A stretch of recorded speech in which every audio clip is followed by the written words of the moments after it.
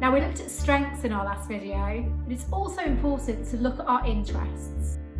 I had a client, Marcus, who was looking for a cleaning job. For him, cleaning was ideal. He could work many hours a day and earn a decent wage to support his family. He was really happy working on his own, and he didn't have to use his English that much, which was a bonus for him because his English skills were quite limited. But after a while, he got bored. In fact, he got depressed.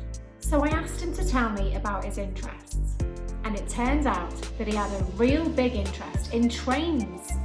He'd been interested in them since he was a kid, and he knew everything about them. When he talked about trains, his whole face lit up. So what did we do? We started looking at cleaning jobs within the transport sector. After a few interviews, he managed to get a cleaning job with one of the big train companies. He was in his element. He was still doing a cleaning job, but he was around trains every day. And because he was working in his field of interest, guess what? He was more motivated. He was happier at work. He became more productive, and his attendance was 100%.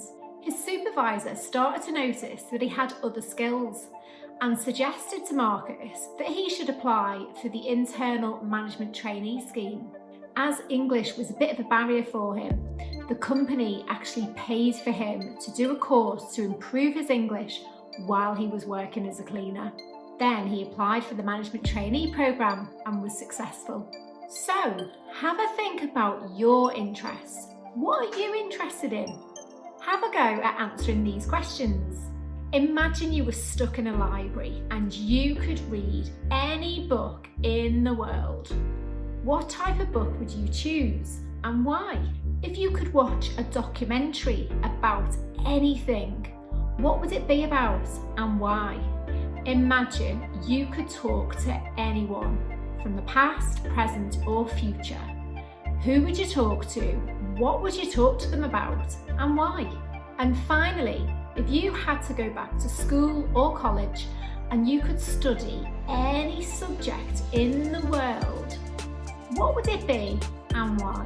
Hopefully that's given you a few ideas of what your interests might be. Have a think about it for a while. Sometimes we don't realise what our interests truly are until we really think about it. Then think about whether there's any jobs that you could do within your field of interest. If you still don't know, don't worry.